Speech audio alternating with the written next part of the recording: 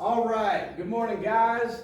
My name's Todd and today we're going to talk about some animal crawls. Animal crawls are a very primal movement. You can do them in many different ways. They're great for a number of things including balance, core strength, mobility, upper and lower body strength, and teaches you how to use your whole body as one unit. So we're going to go ahead and get into it. I should also mention that these are great as warm-ups to a workout or as, just part of your workout. I mean, I'll do both. So we're going to go ahead and get started with one of the easier ones, and this is called the dog crawl. So what I'm going to do is I'm going to get into a quadruped position. Now, ideally, my hands are under my shoulders, my knees are under my hips, and my back is straight. So throughout the entire movement, I'm gonna keep my core tight. I'm gonna take small steps using opposite arm and opposite leg. And I'm gonna be trying to look downward most of the time to keep a neutral neck. And one thing I want to watch out for, and sometimes it's hard to help, especially if you're new, is that we don't put our butts up high. We're trying to keep them low, to keep our hips aligned with our shoulders, and that way we're getting the most benefit out of the crawl.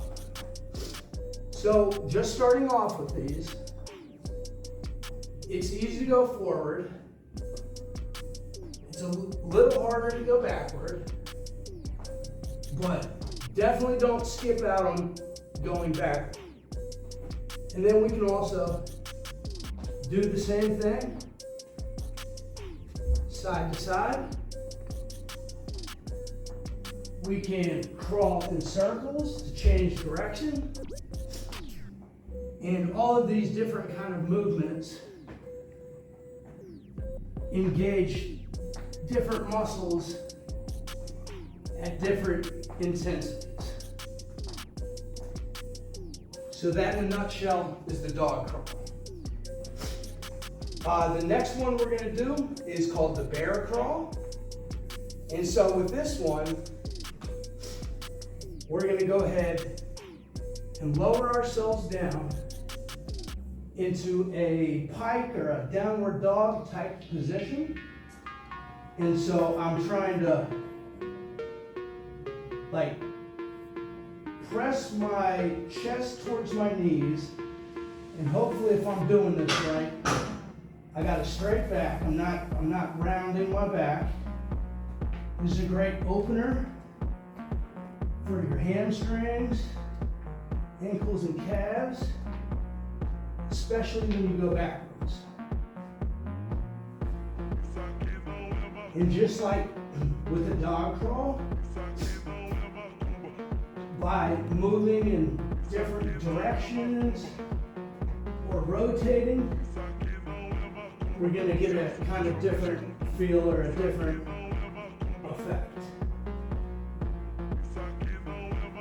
This is one that I love to do at the beginning of a legs workout or almost any workout, just to kind of open up my hamstrings, loosen up my pelvis, as well as warm up my shoulders and just about everything else. So especially with this one, just like with all the crawls, we want to make sure that we're keeping our core tight and our back straight. So the next one we're going to do is going to be a different looking kind of crawl. We're still going to be on all fours, but this time we're going to have our torsos facing up. And so you might already be identifying this as a crab or a crab walk. And so just like with all the crawls, we're moving slowly. We're stepping with opposite arm and opposite leg.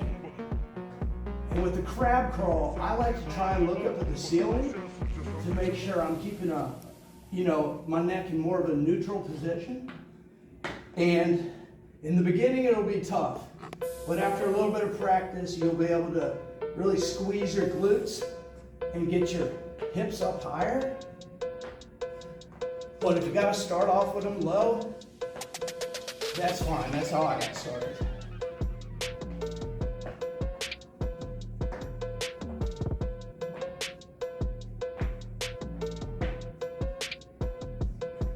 And so this is one that I feel is important not to skip because, you know, with these crawls and actually with a lot of movements that are common in people's workouts, you know, we always got our hands and our arms in front of us.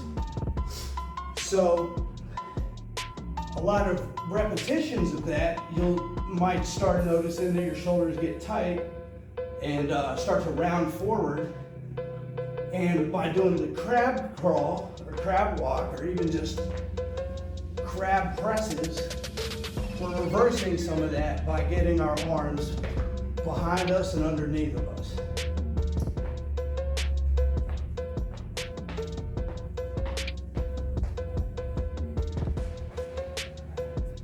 Also a great exercise for the triceps and the upper back. Excuse me. All right, so the next one is going to be more of an animal walk instead of an animal crawl. And this is the duck walk. So basically what we're doing is we're squatting down.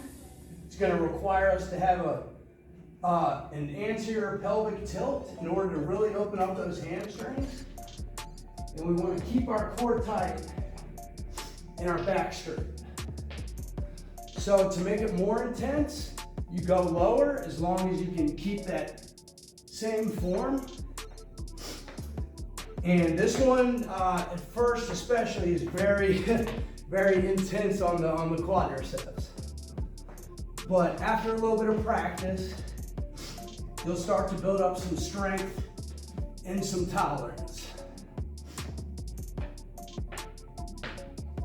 And yep, we can go forward, backward, to the side, and even rotate.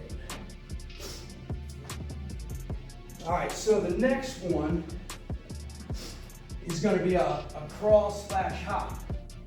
And this one is called the kangaroo hop. So what we're going to do is we're going to get down in a deep squat. I like to have my hands kind of just up by my ears.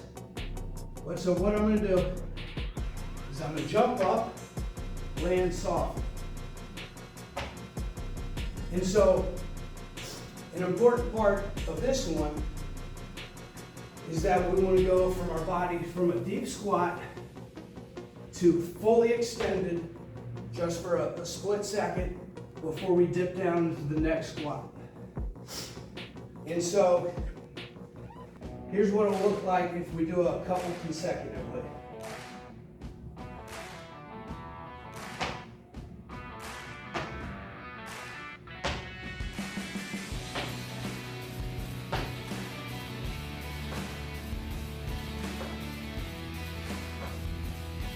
I already feel that working. Excuse me, allergies. All right, so the next exercise, and this is a more advanced option.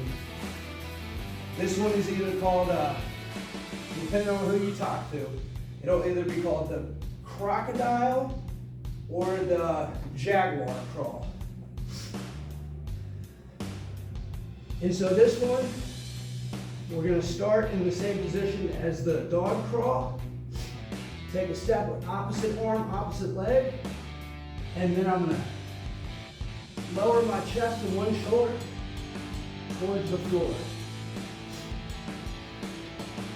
And this is a great way to kind of train towards one arm push-ups. Helps with rotation and is great for your core and shoulder mobility and strength.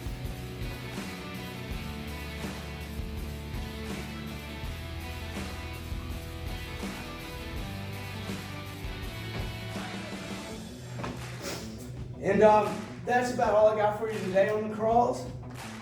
Please reach out if you have any questions or want to let me know what you think.